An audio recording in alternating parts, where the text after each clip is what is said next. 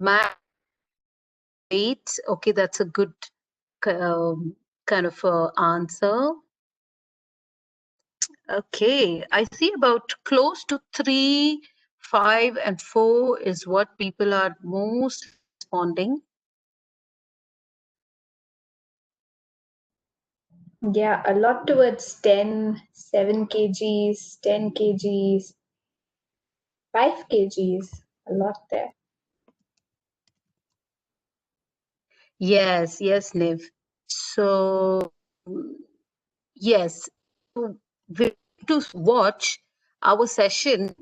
Wait to see what our no speaker talks about it. Ideal. Yes. So let me put next question. Right. Let's see. Answer is between 3 C. So let me go to the next question. All of us love, I think most of us love ghee, and I'm sure it's used in majority of all the sweets that we do. Is ghee good for weight loss? Someone says no. Someone go ahead and put your no answers. Oh, depends on which ghee. The brand is what I feel what someone is talking about.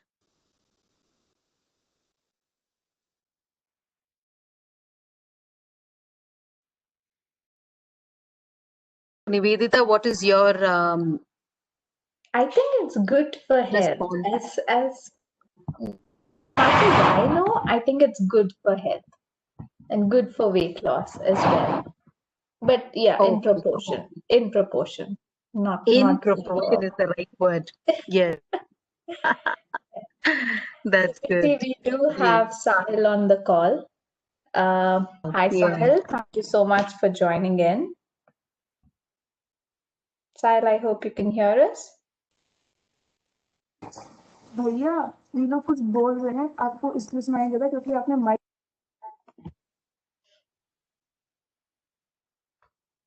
Yeah. So that's great. So thank you, participants. So active in responding these two questions. And I'm sure that some of you are in between whether is good or bad, or some have still a question, how many no weight, the ideal weight that in a month. So let's wait to hear from Sahil. And I would stop the poll right now and let's move to the main session. Thank you, everyone. Thank you, Preeti. Preeti, Yeah, if you could present the presentation, please, while sure. I introduce Sahil. Sure. Thank you. Thank you everyone for joining today. We have Sahil. Sahil has studied nutrition and health education, and he's certified fitness coach as well a lifetime member of Nutrition Society of India.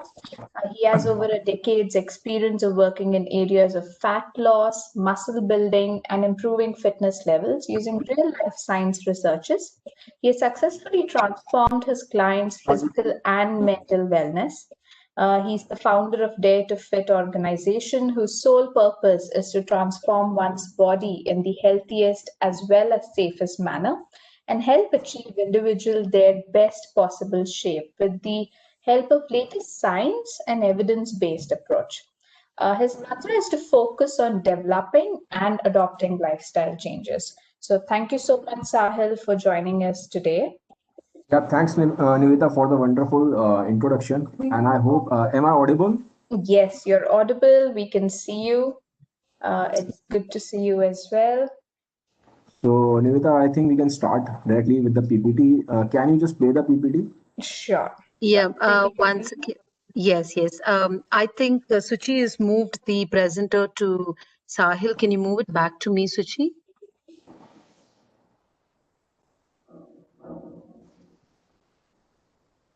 Suchi?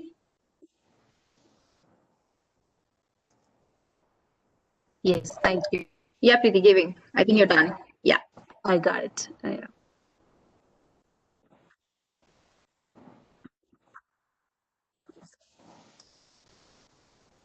Hello. Yes, Sahil. Yes, Sahil. So we have the Can presentation. can you share the this writes with me for this PPT because I want to use this digital stylus pen so that I can, because I don't have the just writes. I think it's there. One second.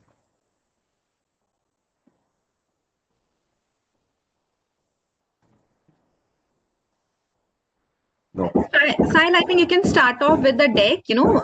As you want to move the slide, you can just tell Preeti to move ahead and she will move it off. Okay. Okay. And So, and I think you saw those question results from our participants. So we have close to 250 plus employees on this call right now listening to you.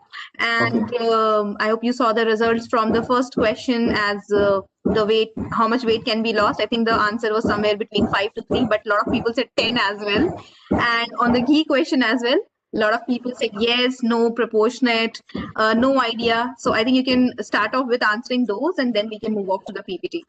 so you want that I should start with the answering the questions first, or should I move into the this technical parts? I think we can be, the audience will like to know the answer, and then I think you can connect those to how it relates to the fitness part of it. What's the first question? Can you please repeat, come again, because I think I was a little late. Suchi, I think there's a. Hello. Yeah. So Sahil, can you hear? Yeah, Preeti, can you just repeat what was the first question? Question is, what is to lose? How much weight is healthy to lose in a month? Okay, that's the Correct. first question. Yes. Okay, see, generally there is no such hard and fast recommendations that how much weight a person can lose, because a lot depends upon context. A lot depends upon the varies from individual to individual. Generally, it is considered safe to reduce between 2 to 4 kilos in a month. But again, the person can lose a lot more than that. A person can lose a lot less also than that. For instance, again, it will depend, as I've said, it will vary from individual to individual. If a person has a lot more weight to reduce, for example, if a person is 20 kilos overweight, okay, then that person has a lot more weight to reduce. So he can reduce a little bit more fast because he has a lot more scope to reduce. But on the other hand, if you have a person who just is 3 to 4 kilos overweight, then he has pretty less scope of reducing weight. So in that case, the person will be able to lose pretty less. So I think a general range would be, a healthy range would be somewhere between 2 to 4 kilos. Because if you lose too much of the weight loss pretty fast, then it's mainly you're losing water and you are losing muscle weight, which is not something healthy and which is not something recommended. Okay. And if you lose too slow, then generally people lose the entho and people generally get demotivated and they lose the diet in between. So somewhere between 2 to 4 kilos. That's I would suggest. Someone who is too overweight, he can reduce 4 to 5 kilos in a month, and someone who is less overweight, he or she can reduce 2 to 3 kilos in a month. Hill, I think that was well said, and also kind of guessed it between kilos you can actually lose, but you gave the right understanding. So thank you for that. The second question is ghee good for losing the weight? See again, is it good for losing weight? I think that's not a very right question, because the first thing is whether he is healthy or not. That's the most, I think, that's the question which people generally want to, in a subtle manner, subconsciously they want to ask. Coming on to ghee, again, in the world of fitness, there is no one size fit all. It's not black and white. There are gray areas in between. First thing is whether he is healthy or not. Again, it will depend.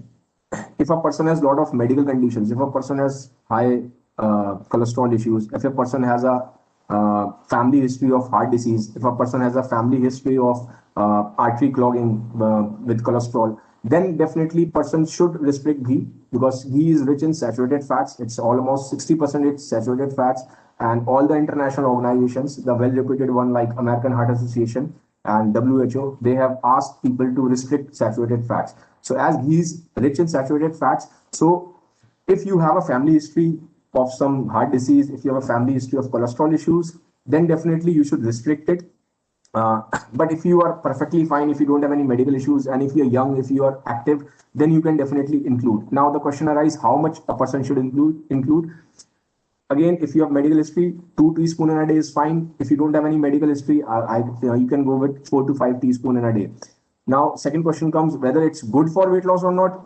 See, weight loss is primarily dependent on balance of calories. How much calories you are burning versus how much calories you are putting inside, how much calories you are consuming in the form of food. So it is not directly linked with ghee. Okay, so it's not good for weight loss. It's not bad for weight loss. It's neutral. Again, it will depend how your entire diet is balanced and how much calories you are burning. So that we will cover in when I will go into the technical details of the diet part. Thanks, Sahil. I think that was, yeah. And now the first slide is, Yeah, I can see. yeah, sure. You can start off.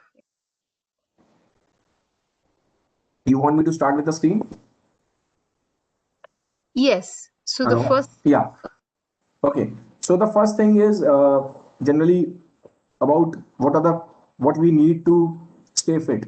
Generally, we have a certain kind of idea in our mind. We subconsciously know how a fit person looks. A fit person is generally more.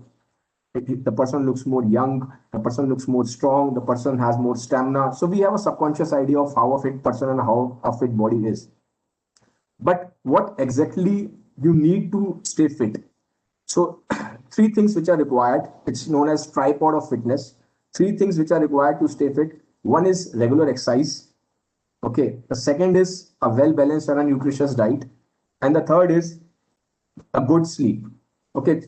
So it's like a tripod kind of.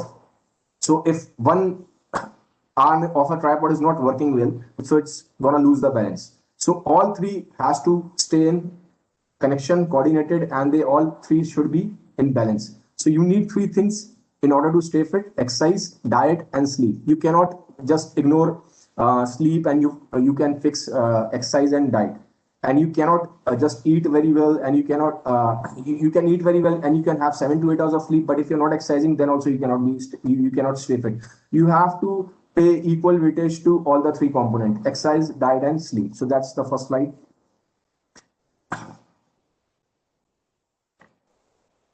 Hello. Yeah. So now we will look at all the three components individually. The first part is exercise. Okay.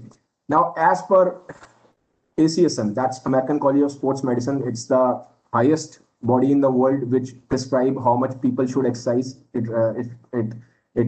make the guidelines, exercising guidelines.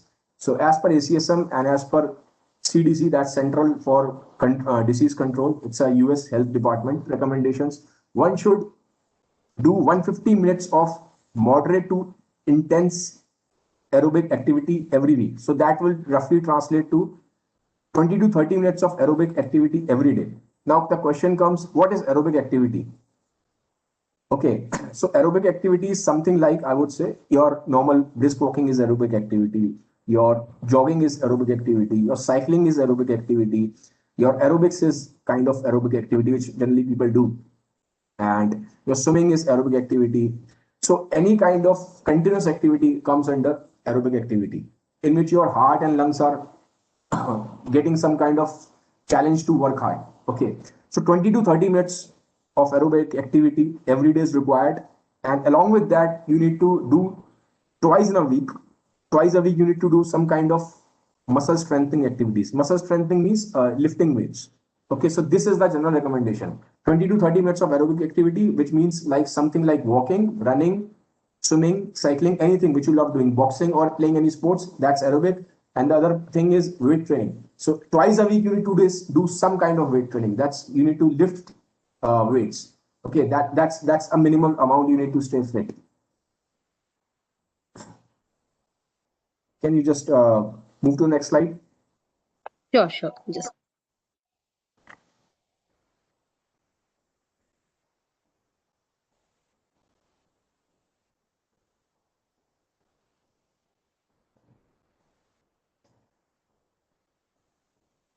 Okay, so next after exercise, next come nutrition. That's the second component of fitness.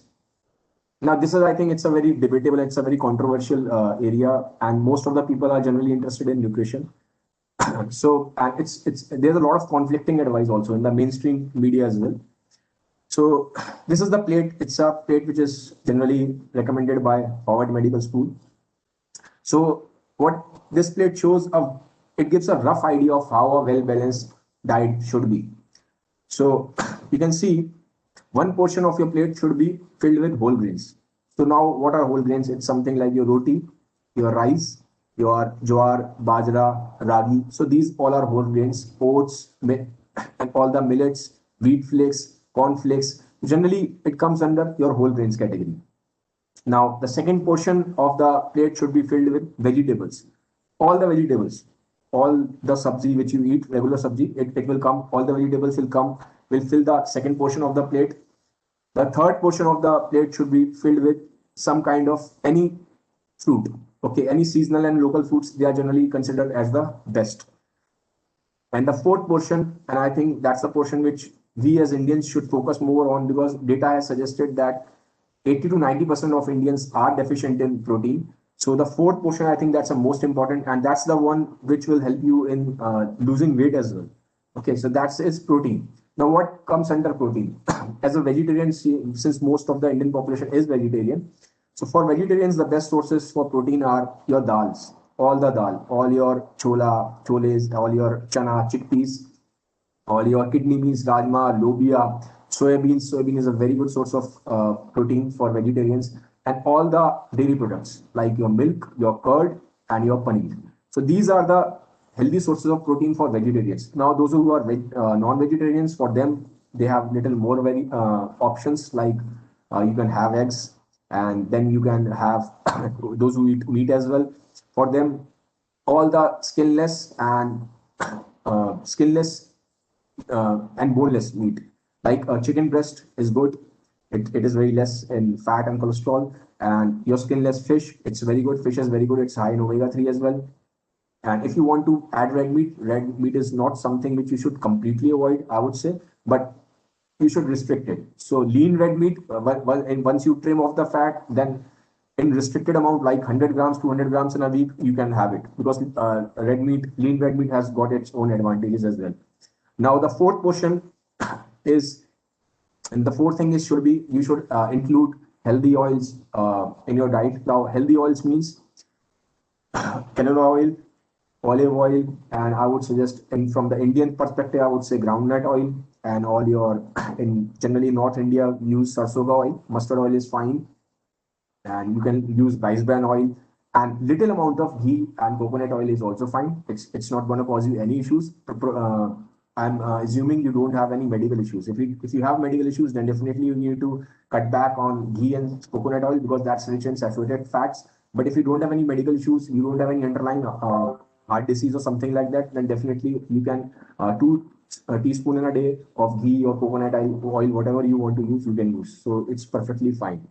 And finally, water. I think 3 to 4 liters of water everyone should have, because dehydration has its own issues. So I think, and one thing I should suggest, if you don't remember anything from this, just eat till you're 80% full. That's the mantra I would suggest, and something which I suggest to all the clients, because to understand all that, to stay aware of technicalities and nitty-gritty is not possible all the time. So if you want a simple formula, I would suggest just keep your stomach 20% empty always. Just stop eating once you are 80% full. So that's some kind of a mantra, I would say.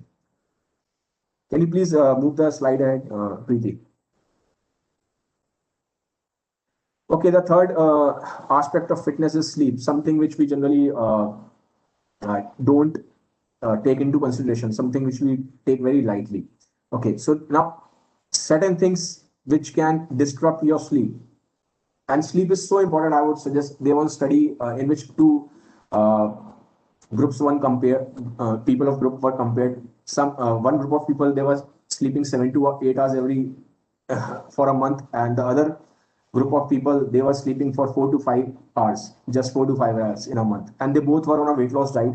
And people who were sleeping for 7 to 8 hours in a month, they lost much more weight, especially from the fat.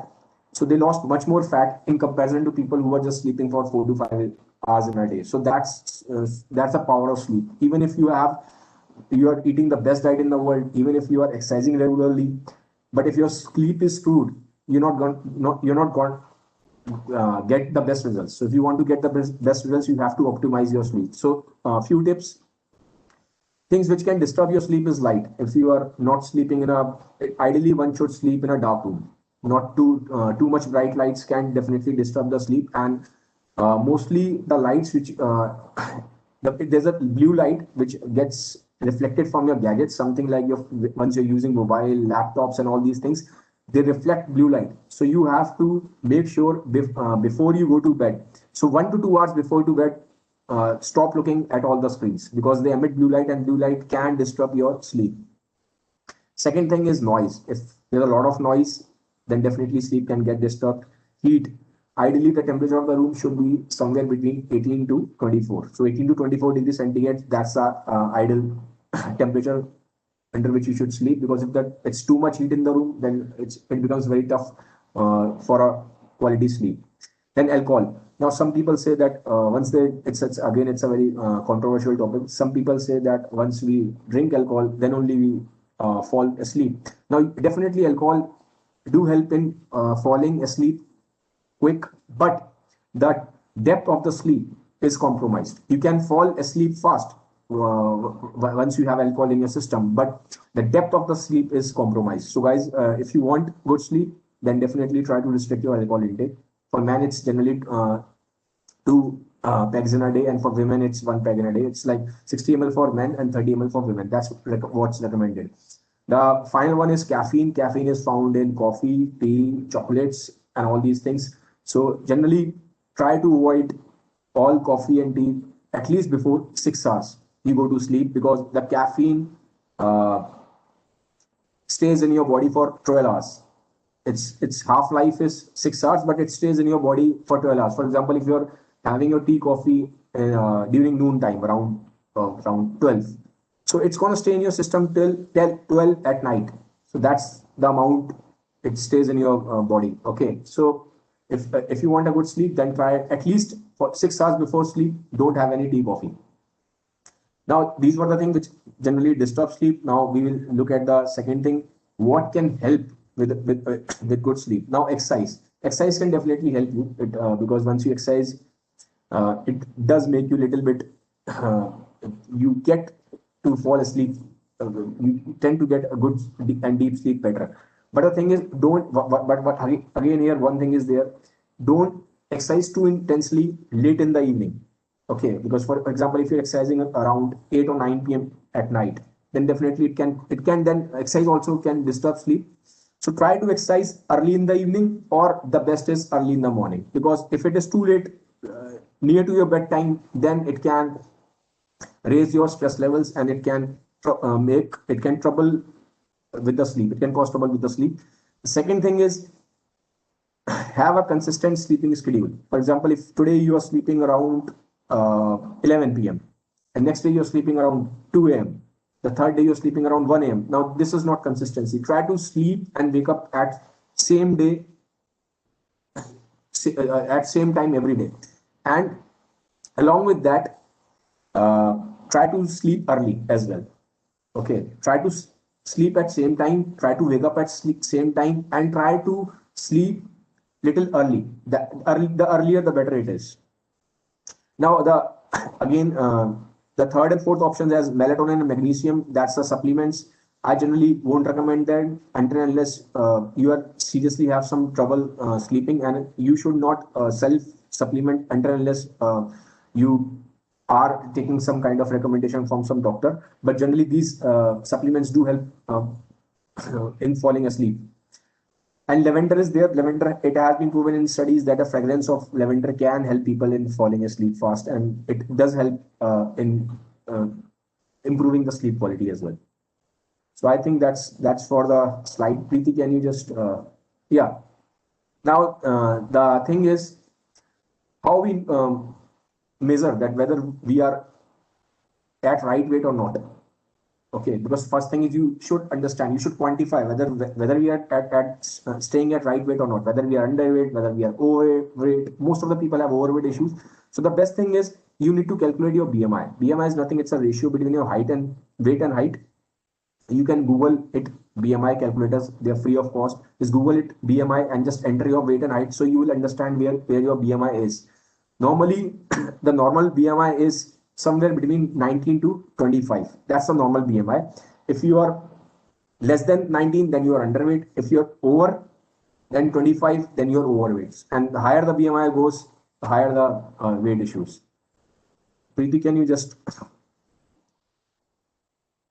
Preeti, can you just yeah. Now, one thing is weight, but there's one more thing. Weight doesn't tell us anything about body composition. Now, what is body composition? For example, two people can be of same weight and same height, but their body composition can be completely different. See, as you can see on the screen, there are two persons. They have same weight. Okay, so the weight is same, the height is same. So height and weight is same, so the BMI is same. But they look completely different. The person on the right side of the screen looks pretty, it's not exactly shown, but it is fat. The person on the right side is fat because his body fat percentage is 30% and the person on the left side body fat percentage is 15. Okay, so the weight is same, the height is same, but the person on the left will look drastically different in comparison to the person on the right, because it is not just important that your weight is fine. It is also equally important that what the weight is made up of. Okay, see, the body is made up of many things. When it comes to weight, we talk about from the context of weight loss, we have to see when we are losing weight, what we are losing in terms of weight, whether we are losing fat or whether we are losing muscle. So that's the thing. It will come in under this also when the people are asking that how much weight loss is healthy in a month. So for example, if someone loses 8 to 10 kilos in a month, so most of that weight is coming from muscle and water weight. It's not fat weight. Okay, so once you lose weight, it is just losing weight is not important. It is equally important than what you are losing in terms of weight, whether you are losing fat or you are losing muscle. So muscle is like gold.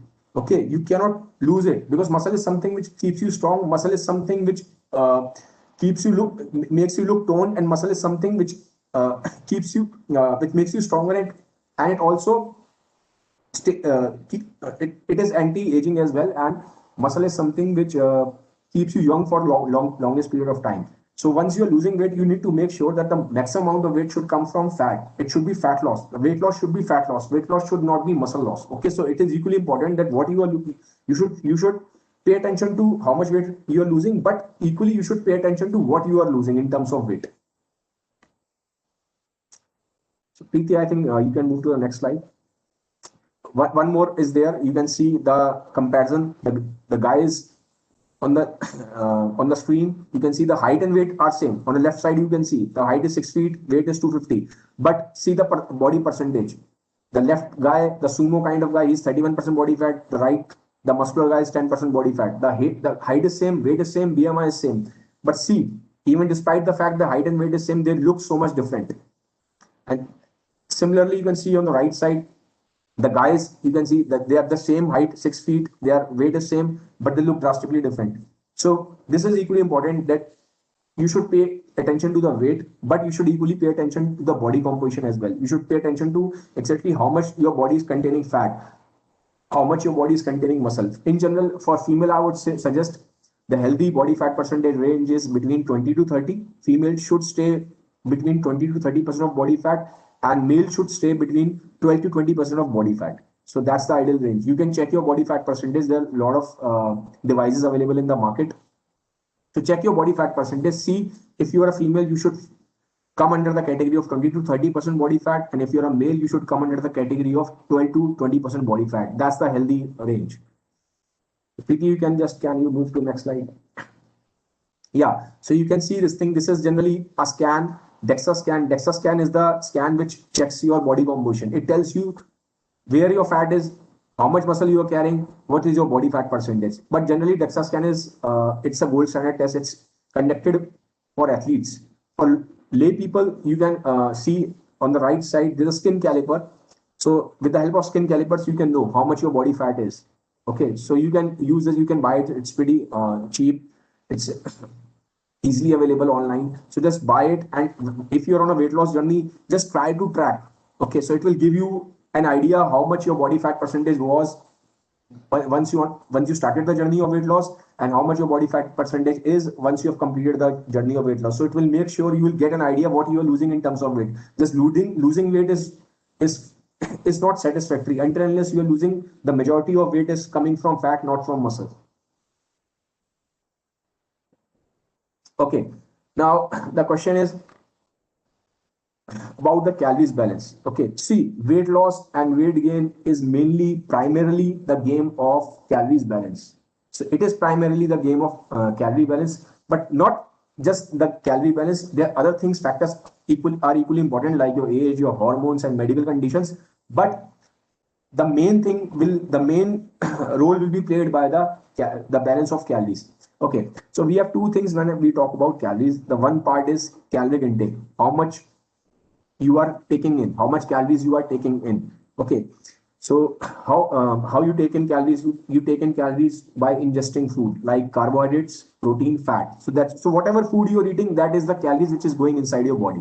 Okay, for a normal female, 1800 calories is required. For a normal male, 2000 calories is required per day on a daily basis. But if you're an athlete or if you're very hardworking person, very physically active person, then definitely the calories can go high as well, depending upon the demand of body. But in general, 1800 for female and 2000 for males. So calories intake part of the equation will be taken care by what kind of food you are taking, and the caloric output, how much calories you are burning. Now again, here is the confusion. Most of the people think that just when it comes to calories burning, the calorie burning means exercising. So people think that, okay, if I am walking for 1 hour, if I am running for 1 hour, or if I am doing weight training, if I'm gymming for 1 hour, then that's the only thing which counts under the caloric output part. No, but that's a misconception. In the calories output part, there are three things which play a role.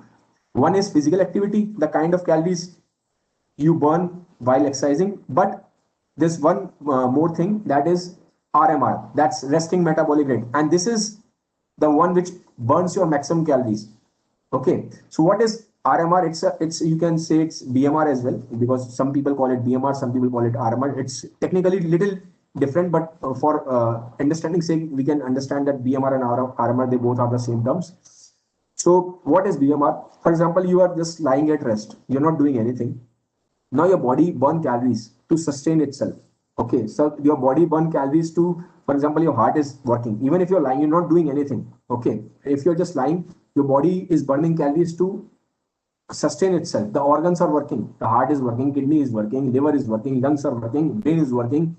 So the body needs energy to sustain itself, and maximum of your calories are burned during the process when you're just lying, doing nothing. Okay, so that's the BMR, that's the RMR. The amount of calories which body needs to sustain itself, that's BMR. That's one thing. When you burn calories, BMR is there. The other thing is physical activity, which once you're exercising, once you're moving around, that's second part of the equation of this energy expenditure. The third is thermic effect of food. For example, if you eat something, whatever you're eating, 10% of the calories are burned while digesting that food. Okay, so that's it. You have to balance. If you want to lose weight, you have to reduce the calories. The intake should go down and output should go up. Okay, if you want to lose weight, the caloric intake part should go down and output part should go up. But if you want to stay at the same weight, then it should be like this: caloric input and caloric output both should stay at the same level. If you want to gain weight, then you need to eat more and burn less. It's like this. So yeah. So finally, some FAQs. How much weight loss is safe and healthy in a month? I think I've already answered this. 2 to 4 kilos. If you are too much overweight, then you can lose a little bit more. And if you have lot less, if you're on a lesser side, you just have 4 to 5 kilos weight to reduce, then I would say reduce 2 kilos in a month. Because if you already have less weight to lose, then chances of losing muscle mass increases. But if you have a lot more weight to lose, then your chances of muscle loss becomes less. And the second question is, how can we eat ghee while losing weight? Yes, 2 to 3 teaspoons is fine. See, one teaspoon of ghee contains around 40 to 50 calories. So it's nothing, because as I've mentioned that generally a female needs 1800 calories. A male needs 2000 calories, and 1 teaspoon ghee just contains 50 calories. So it's nothing much. Okay, so 2 to 3 teaspoon of ghee in a day is fine if you want to lose weight and if you want to relish the taste and if you want to get the nutritional benefits from ghee. But more than that, I won't suggest, because again it has some issues as well, because a lot of saturated fat. So little bit is fine. Stay in moderation. You don't have to completely eliminate ghee, but you don't have to go overboard or staying on the excess side. The third question is, can we eat egg yolks while losing weight? Yes, 1 to 2 egg yolks in a day is fine, provided you are medically fine, you don't have any hypercholesterol issues. Okay, then you can have egg yolks. 1 to 2 egg yolks won't cause you any problem. Okay, can you please, Preeti, come to the next slide? Yeah. Can women indulge in weight training without developing big muscles like men? Okay, see, this is again an area of a lot of confusion, because a lot of women think that if they gonna lift weights in the gym like man, they gonna have some big muscles. They will start looking like Arnold. But that's a myth, because see, there's a hormone that's known as testosterone that's required for building muscle, and that hormone definitely it is present in women, but it is present in a very minuscule amounts, just 1/10. Or male has 10 times higher testosterone than women. Okay, and testosterone is required for muscle building. So female has very minute amount of that testosterone hormone. So you won't build muscles like man, because you don't have the testosterone in required amount. So physiologically it's impossible. The women with big muscles you see on screen, they are mainly using anabolic steroids. They are not natural. Okay, so you have to understand this thing. Naturally, physiologically, it is not possible for women to build muscles like men. So last question is, can I lose weight just by walking alone? Definitely, you can lose weight by walking alone. But again, if you're just walking and you're not doing any kind of weight training, so you can lose weight, but you will lose muscles as well. And as I've mentioned before, muscle is pure gold. That's something which will make you look young. It will make you look tight. It will something which will make you look toned. It is your anti-aging tool. Okay, so don't lose muscles. So if you want to lose weight by walking alone, you can, but I would suggest that supplement that thing with some kind of little bit of weight training so that you don't lose muscles. Okay, Preeti, can you just move to the next slide? Finally, guys, I offer 2 services, a 3 months plan and 6 months plan for a customized plan. So if you want to get connected with me for the customized and individualized guidance, then definitely you can call me on this number. That's my number on screen, and you can visit my website to know little more about my work, background, and other things. So, Preeti, I think I'm done from my side. Now we can move directly to the question spot. Thanks, Sure, Sahil. sure, Sahil. Yeah. Sorry, Preeti. Okay. So we have questions that's coming up more on eating habits. So maybe you would want to speak a little about eating. I will just combine few questions. One, people want to know about intermittent fasting. Will it help to lose weight? And then they also want to know how many meals in a day is ideal for somebody to lose weight. And also, there's some questions on how much, when do you think they need to stop? Like, how do they know that they are full? So could you please speak a little on that? So I think we will take it one by one. The first question is coming from intermittent fasting part. Okay. Yeah. See, intermittent fasting is, again, it's a type, as I've mentioned, if you want to lose weight, you have to cut back on calories. Okay. So intermittent fasting is nothing. It's a method of cutting back on calories. One can do intermittent fasting, no issues with that. But if you are feeling too low, because a lot of people I've seen with my personal experience as well, a lot of people, when they go on intermittent fasting, they start developing some low blood sugar level issues. They start feeling very dizzy. And in some cases, there's a imbalance of electrolytes, sodium, potassium. Okay. So if you're doing intermittent fasting, I would suggest then first start with little less time. For example, generally people, there are a lot of versions of intermittent fasting. I'm considering that you're asking about a 16 hours fast. There's 16 hours fast, and then there's 8 hours of feeding window. You fast for 16 hours and then you eat for 8 hours.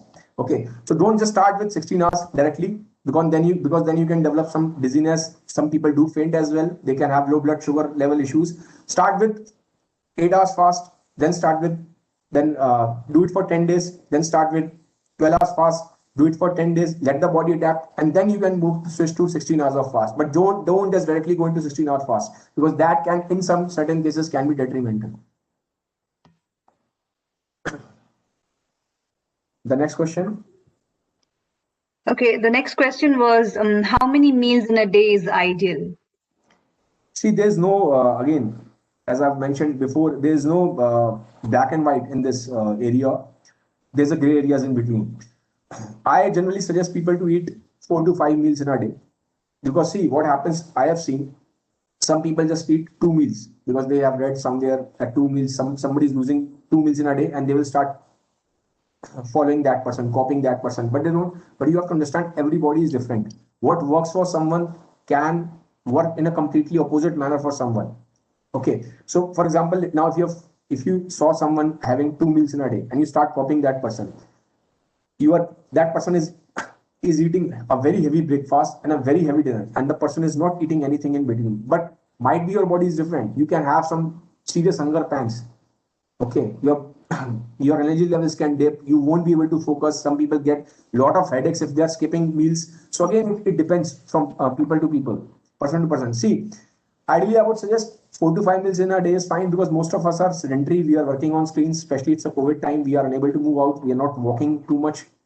So if you eat all in one go and if you sit, it becomes little tough to digest and it becomes little tough to focus on as well. So a lot of your energy and a lot of your concentration is all about your tummy area only. That I have eaten so heavy, I have eaten so heavy. So 4 to 5 meals in a day is fine. That's something which you can implement practically as well. And that's something easier for your digestion as well because we are not moving around that much. Okay.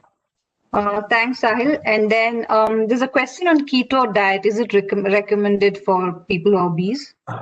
See, again, the thing is, keto diet has been successful in the past, but it was successful for people. Generally, it was for guys who have developed some medical conditions like epilepsy. They were having some seizure attacks. So it started for the people who have epilepsy issues, seizure issues, but with time, it proved beneficial in terms of weight loss as well. Again, I knew that there was some media, there was news in the media, a celebrity died because of keto diet. We don't know exactly what was there, but my suggestion is we have much more healthy options. And generally in keto, people are eating just 30-40 grams of carbohydrates in a day. So if there are healthier options, if people can lose weight by eating much more carbohydrates, because see, in keto diet, you're not eating anything. You're not eating your wheat, you're not eating your dals, you're not eating your dairy products, all the fruits are gone. So it is something which is not, a person cannot continue in the long run. So if something which you cannot continue in the long run, I would suggest people to go for that. Example, if there's some marriage or if you want to go for some kind of quick weight loss because you have some function, then definitely you can do it, but only under the help of some kind of expert guidance, because without that, keto can definitely be detrimental. So without the expert recommendation, I won't suggest anyone to go for keto, because already there are a lot of healthy options. There are much better ways to lose weight. Then why to choose a path which can cause some serious trouble? Yeah.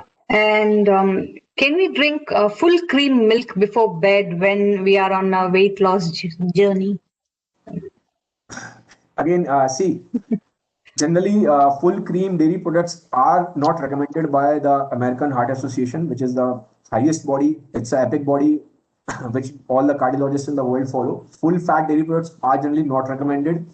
But if you, again, as I've said, that there's no black and white, there are gray areas. If you are pretty lean, if you exercise regular, if your stress levels are fine, if you've got your blood work done, if your lipid profile, your cholesterol levels, and you don't have any medical issues, and you're young, you're pretty lean, then definitely I don't think there is any problem with full fat milk. You can have it. But if you're not active, if you're sedentary, if your stress levels are high, and if your sleep is disturbed, I won't suggest anyone to go for full fat. Okay. And also, generally when people on a weight loss journey, they say avoid sugar. So there's a question, can we use jaggery instead of sugar in your tea and coffee? See, sugar in itself is not bad. You can have it sugar. Jaggery definitely is more nutritious. And from the ancestral point of view, also India has been having jaggery from a long time. So jaggery is fine. Sugar is also fine. You can have it, but again, have in moderation. Because see, weight loss is more about balance of calories. It is not linked. People can lose weight by just having sugar whole day, and people can lose weight without even having a single teaspoon of sugar, because it is more linked with the total how your entire diet is fit. So I generally suggest people that 90% of your diet should comprise of whole foods. Whole foods means your roti, your dal, your sabzi, your rice, and all your, if you are a non-vegetarian, non-veg, eggs, and your dairy products. So 90% should come from natural and whole foods. 90% of the food in your diet should come from whole foods and natural foods. 10% of your diet should comprise whatever you want to eat, like your, like if you want to have some sugar, if you want to have some jaggery, if you want to have some little bit of, as the last questioner asked for, full fat milk, then 10% of the food in the diet can come from all these things. No issues with that. But yes, in general, I think if you want to have 3 to 4 teaspoons of sugar in a day, that's fine. No issues with that. You can lose weight, provided your blood sugar levels are not imbalanced. If you don't have pre-diabetes or diabetes, then sugar is fine. No issues with that. All right. Yeah, thank you. And then there's a question, any impact of consuming alcohol on weight loss? See, alcohol itself have calories. Okay, 1 gram of alcohol have around 7 calories. So definitely, if you are having 2 pegs in a day, I would say 60 ml for men, 30 ml for women. That's what's recommended. So it's not gonna cause any big problem. But if you're going overboard, if you're adding a lot of alcohol every day, then definitely the calories will go up, and also it's gonna affect the health of liver. And liver is the primary organ which is required for digestion. So if the digestion will get impacted, other things will definitely get impacted, because if the digestion is getting impacted, you are not able to absorb the food, nutrition from the food. And if you're unable to absorb the nutrition from the food, you won't be able to exercise with vigor, with energy. So indirectly, it's affecting you. But little bit is fine. In moderation, it is fine. No issues with that. All right. And then, so there's this question, asking your suggestion, which is a good time to exercise, morning or evenings? See, one should exercise generally on a regular time, every day on a regular time only. Okay, for example, if today you are exercising in the morning 6 a.m., but next day you are exercising around 6 p.m., other day you are exercising around 2 p.m. Okay, so this is not recommended. Maintain a regular schedule. Always exercise at same time, because the body has kind of memory. There's a biological clock in your brain. There's some sort of a biological clock in the brain. It maintains a circadian rhythm. So your muscles get always, at some particular time of the day, the muscles become lethargic. At some particular time of the day, the muscles become active. So try to maintain a regular time period. Whenever you are energetic, you can exercise in the morning, in the evening, but don't exercise too late in the evening, because then that can disturb sleep. Little exercise is very good for sleep, but if you are exercising vigorously and that too late in the night, then definitely it can have some detrimental effect on sleep. Okay. Well, and then there is this question, should we avoid white rice when we are on this weight loss journey? You can have white rice, no issues with that. See, white rice, brown rice, they both have similar amount of calories, roughly similar. In fact, brown has little more calories, but it's, so the first thing for weight loss, both are fine. You can have anything. White rice is also fine. Brown rice is also fine. That's the question in perspective to weight loss. But if you talk about health part, from the health aspect, definitely brown rice is much more healthier, because brown rice has much more nutrition and fiber attached to it. It will keep you full for a longer period of time. So if you talk from the health perspective, I would say go for brown rice. But in terms of weight loss, both are fine, because both have roughly similar amount of calories. Okay. All right. So we'll take last two questions, Sahil. Yes, So one is how to reduce weight after maternity? Like from when should they start dieting or exercising? okay. So I think again, this is a little bit individual questions, and I would say suggest it depends upon the health of the mother and the method of delivery. Okay, so after 3 months is pretty fine, and it depends upon the individual health as well. Okay, if a person is pretty strong, and it will depend upon your health during pregnancy and before pregnancy as well, and your training history, if you have been exercising before or not, if you have just started exercising, and if you're just planning to exercise in the future, if you have never exercised in the past. So a lot depends upon individual factors, but generally 2 to 3 months, I would suggest after 2 to 3 months one can start. But don't just start with very strenuous exercise. Start little with very, I would say, normal exercise. Okay. And also there's a question on health supplements. Like, is it good to take health supplements? See, health supplements is a big category. What kind of health supplements? There are a lot of health supplements. Exactly what the person is asking. I think protein supplement for weight loss. That's Okay. what they want to learn. See, as I've mentioned that protein is definitely is in India we have little as per the studies 80 to 90% of the population is deficient in protein, even the non-vegetarian ones. The first thing, try to complete all the protein from your diet itself, from natural foods itself. If after adding a lot of natural foods, if you're unable to complete your protein intake from diet itself, then definitely you can have protein supplements. No issues with that. But try to make sure that you are buying the genuine brand and from the genuine dealer, because there's a lot of black market and there's a lot of adulteration in the supplement market. Okay. So one last question. This is we want to take. I'm sure most of them want to know about this because we are all going towards having green tea. So does green tea really help in weight loss? Again, I would say little bit it can, but again, that little bit is just 1% more. That's it.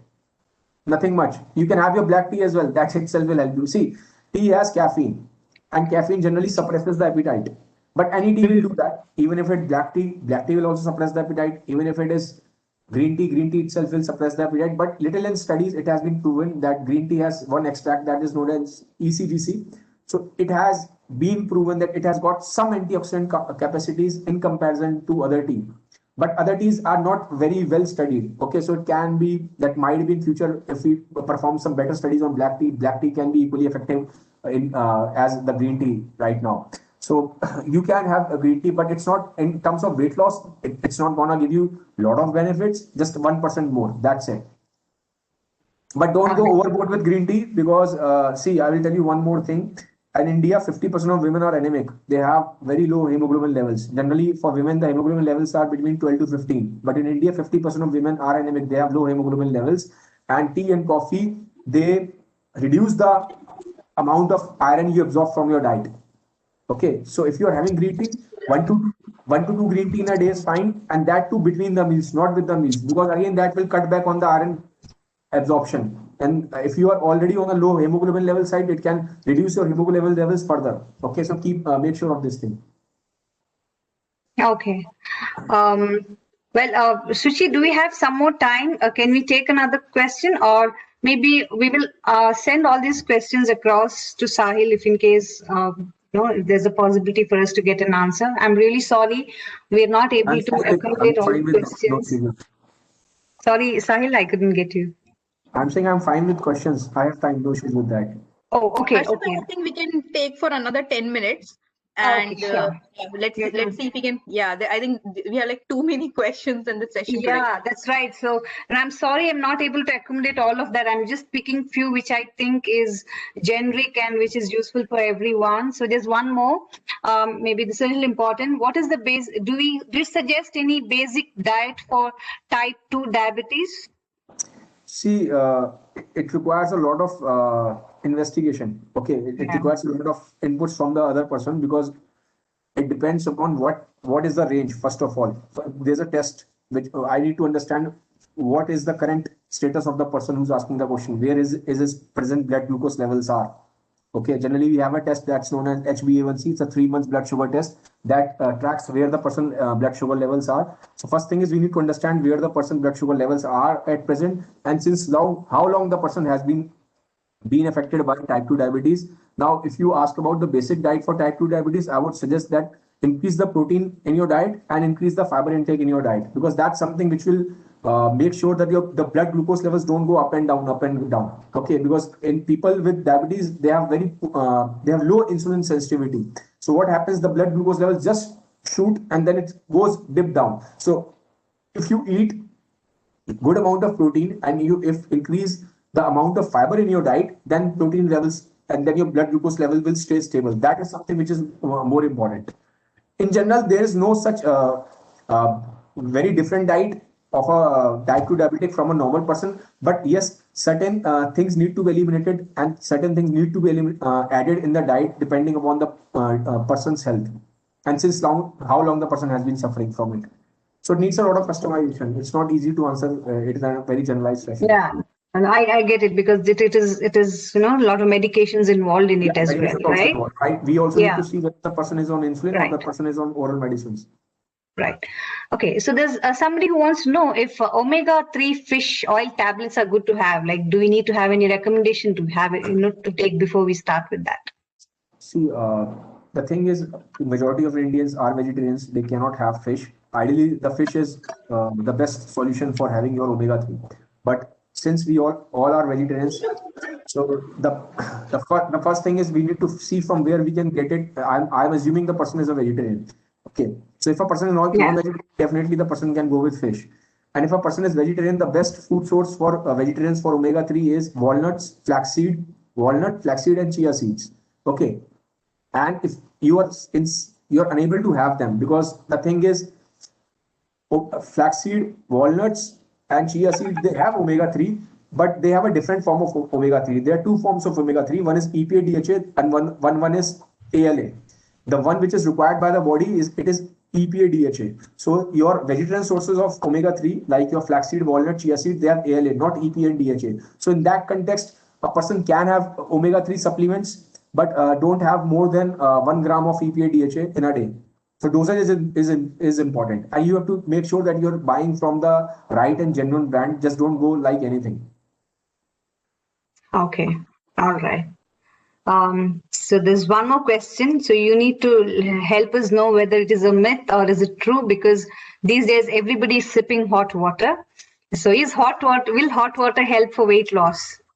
Nope, it won't, because water don't have any calories, so it don't have any effect on the calories part. But yes, hot water does help people in terms of digestion. Some people have a better digestion once they have sip hot water. In terms of digestion, it can help you a little bit, but not in terms of weight loss, because water don't have any calories. Okay. Yeah. So, and I think there are a few questions on now, how do you combine the exercises in the morning? Like some people do running followed by walking, or walking followed by running. So which is the ideal mix? What should you do first and what First is later? walking. Because see, once you start exercising, you need to do some kind of warm up. Warm up is something that all the muscles in the body is now they are getting activated. Okay, so once you start doing with little bit of walking, so that the body gets warm up, and then move to the jogging or running part. Okay. Suchi, I think we are already over the time. So if there are any other further questions, maybe we will send it across to Sahil. And I think thank you, Sahil. Thank you. It was Thanks for very having me. informative. Thank Yeah, you. and Thank you, all guys. for all who all had questions, we will try to answer them over an email. So over to you, Preeti. Thank you, Ashwita. Thank you, Sahil. I think that was a power pack, session is what I would say, because Sahil really covered on all aspects of fitness, and it personally helped me as well, because I know I was into fitness and I'm kind of now overweight and now I want to get back. I think this was a very motivating and also a kind of full-fledged informations on the diet, the fitness, and every aspect of what we have to concentrate on our body for a better and a healthy life. So thank you so much, Sahil, once again for Thank your you. Thank you. valuable time. Thank you. Thank you so much. And thank you, participants, for being a sportive and joining on time. And I session was helpful. So thank you once again, Sahil. And Thanks for having me. thank you. Thank you. Have a great evening. Thank you, You- everyone. Thank you, everyone. Thank you. Yeah. Bye. Thank you. Thank you, Suchi, Nivedita, and Ashita. Bye bye. Bye. Thank you, folks. Thank you, Sahil. Thank you, all participants.